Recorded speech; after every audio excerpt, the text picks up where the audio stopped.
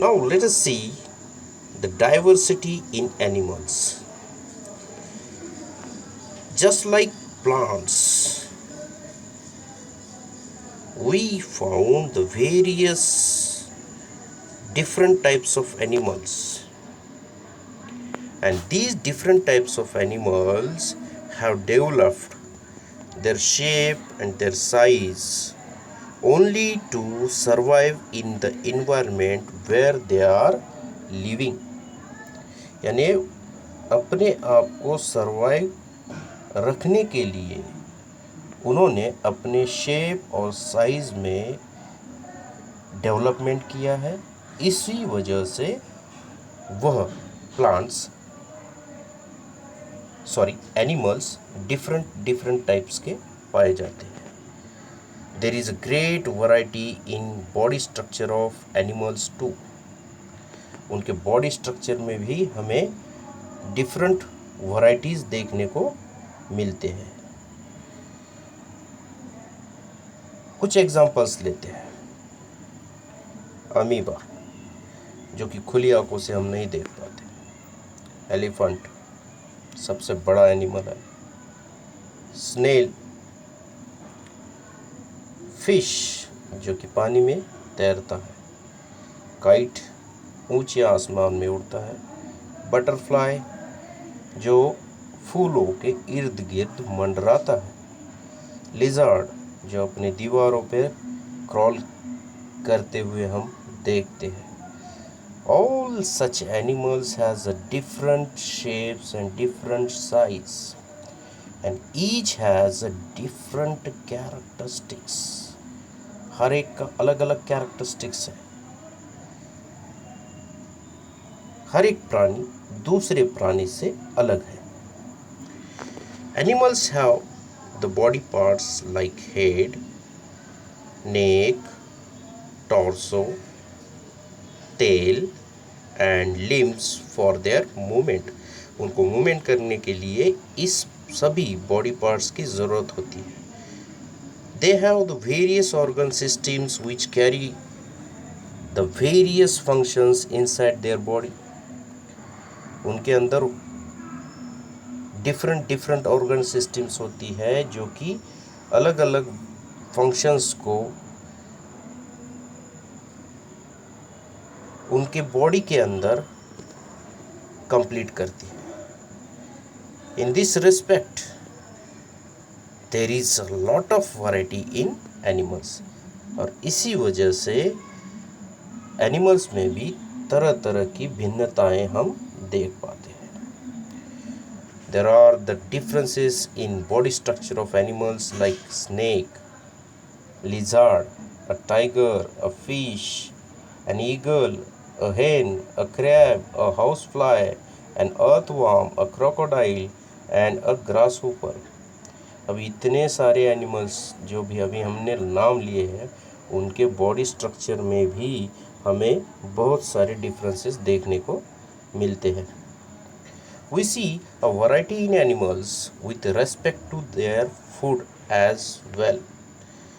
यानी वो किस तरह का फूड खाते हैं उस पर भी एनिमल्स की वैरायटी हम देखते हैं।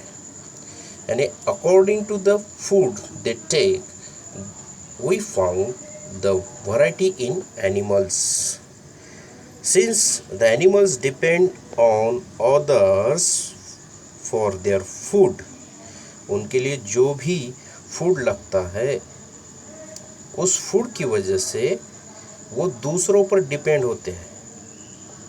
They are found in the places where the food is available. वो ऐसी जगह पर पाए जाते हैं जहाँ पर उनका फूड है। यानी इस फूड को खाने के लिए उनको उचित जगह पर रहना ज़रूरी होता है। The different animals have different methods of obtaining and eating food. तरह तरह के एनिमल्स में फूड पाने के तरीके और फूड खाने के तरीके इनमें भी डिफरेंस हम देखते हैं, और ये भी उनमें डिफरेंसेस लाने की एक वजह है. This too leads to differences in their body structure. Let us see the classification of animals. How the animals are classified. Let us see one by one. एक एक्सपेरिमेंट करते हैं.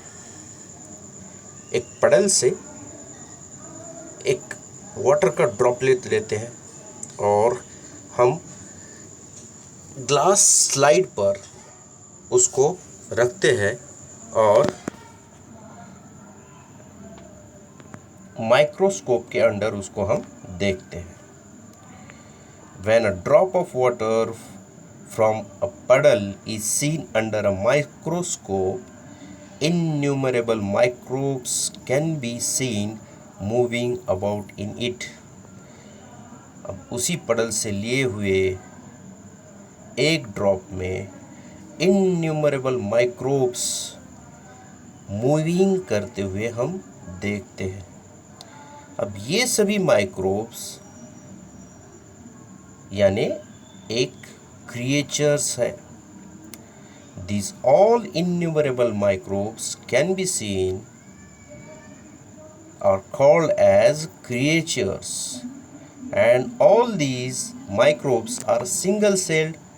That's why all these microbes, that is creatures, are called as unicellular organism.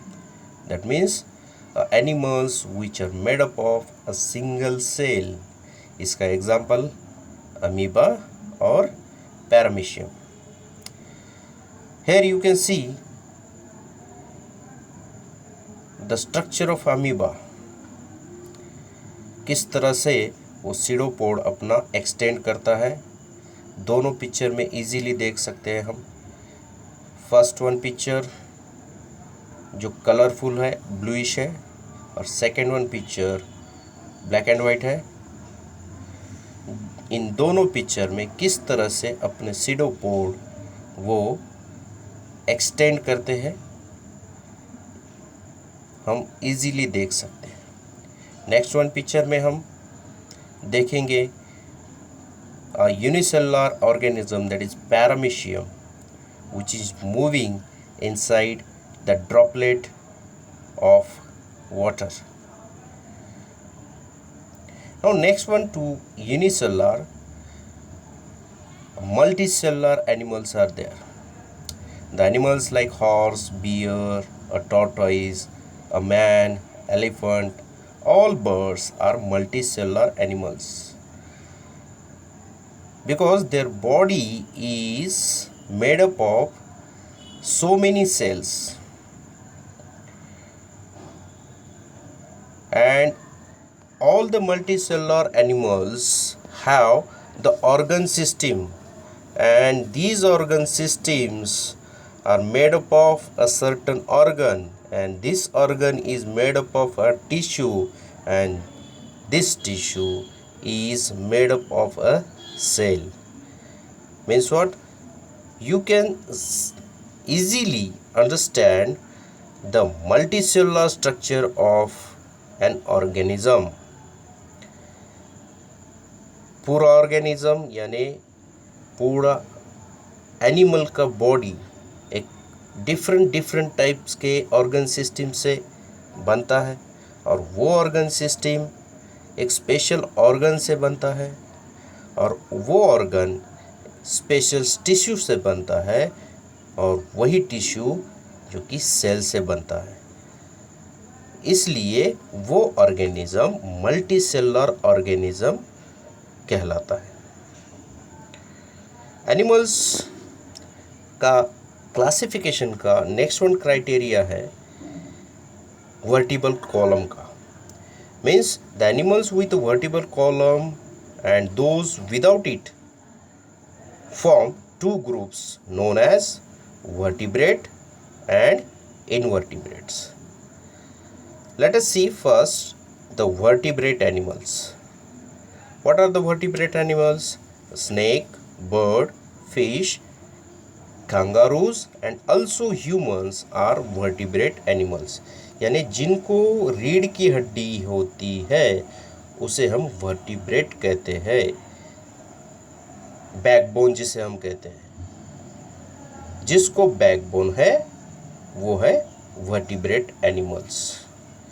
और vertebrate animals में हम example पाते हैं snake, birds, fish, kangaroos and human, और ढेरों इन जैसे अदर एनिमल्स जो कि इस वर्टिब्रेट के अंदर क्लासिफाई किए जाते हैं। Yes, you can see the picture of snake, birds, fish, kangaroos and human. Next one, invertebrates. The animals like snail, cockroach, earthworms do not have a vertebral column. उनको रीढ़ की हड्डी नहीं होती है. That's why they are called as invertebrate animal. Here you can see the picture of cockroach, earthworm, snail. One more vertebrate animal is there, that is crab. Crab भी invertebrate animal है। ये सभी इनवर्टिब्रेट एनिमल्स हैं। अब दूसरा एक criteria है reproduction का। एक एग्जांपल देखते हैं। अ hen lays eggs and hatches them. After few days, the young chicks hatch out of the egg. कुछ दिन के बाद उससे एक छोटा सा चूजा बाहर आता है। काऊ गिव्स बर्थ टू अ काफ।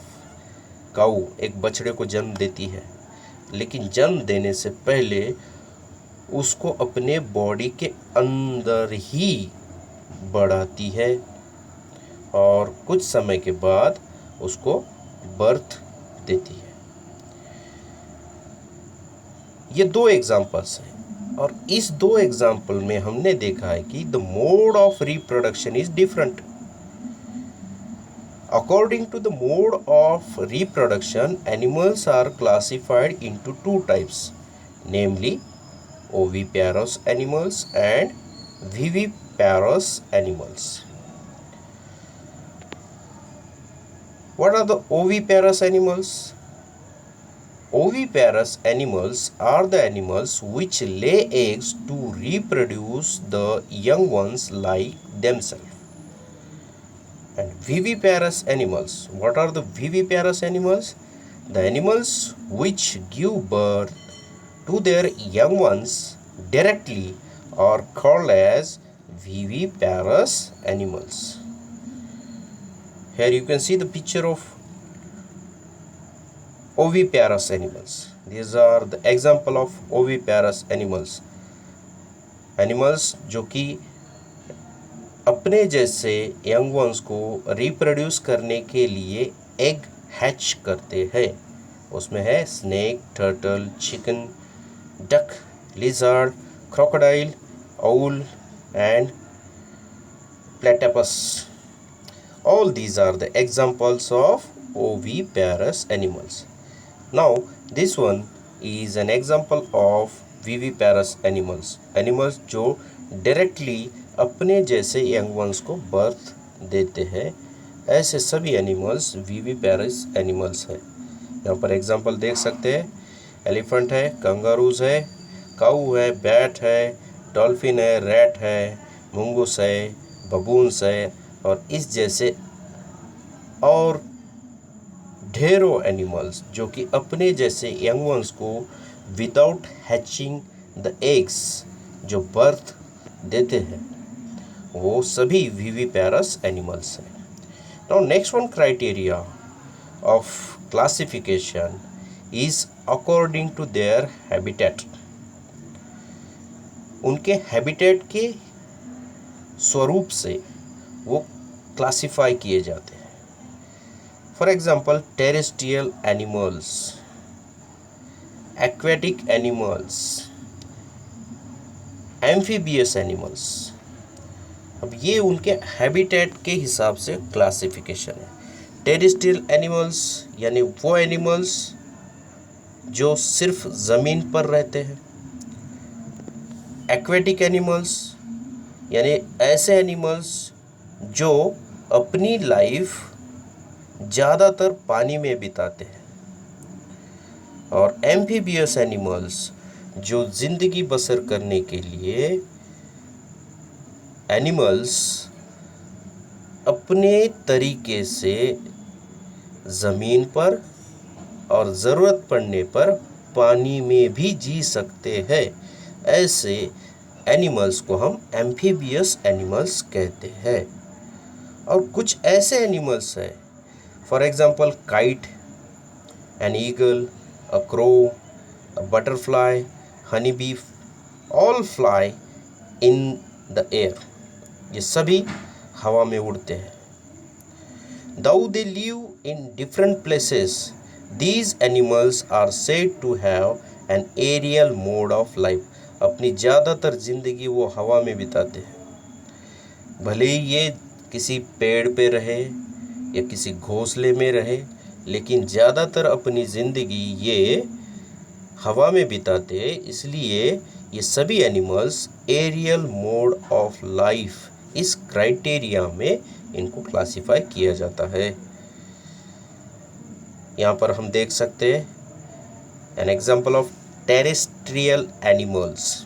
ये सभी टेरेस्ट्रियल एनिमल हैं जो कि ज़मीन पर रहते हैं। अब देख सकते हैं elephant, lion, kangaroo, giraffe, hippo, camel, bear, zebra, dog, rabbit, panda, horse, rhino, monkey, tiger, cat and also human. We all are terrestrial animal. हम ज़मीन पे रहते हैं। Next one aquatic animal. ये सभी एक्वेटिक है। Fish, seal, sea horse, shell, crab, starfish, dolphin, shark, octopus, बहुत सारे ऐसे एग्जाम्पल एक्वेटिक एनिमल्स के हम देख सकते हैं। Next one amphibious animals. अब ज़रूरत के हिसाब से ये एनिमल्स ज़मीन पर भी रहते हैं और पानी में भी रहते हैं। दोनों जगह पर जो एनिमल्स अपनी लाइफ बिता सकते हैं, ऐसे सभी एनिमल्स को हम एम्फीबियस एनिमल्स कहते हैं। Now this one is the last classification criteria of the animals according to their habitat, that is the aerial mode of life. दरअसल इस ग्रुप में, इस क्लास में सभी टाइप्स के बर्ड्स हम स्टडी करते हैं। एरियल मोड ऑफ लाइफ में सभी टाइप्स के बर्ड्स को हम क्लासिफाई कर सकते हैं। In the living world a lot of diversity is seen both in animals as well as in plants. इस लिविंग वर्ल्ड में प्लांट्स और एनिमल, इन दोनों में हम डिफरेंट वैरायटीज देखने को मिलती है हमें, और इनमें अ lot of diversity is observed. Every plant and animal is unique. हर एक पौधा, हर एक एनिमल यूनिक है, अलग है। हर एक प्लांट का, हर एक एनिमल का एक अनन्य साधारण महत्व है। It's important is unique. और इसी वजह से हर एक लिविंग थिंग इस लिविंग वर्ल्ड में अपनी इम्पोर्टेंस को दर्शाता है।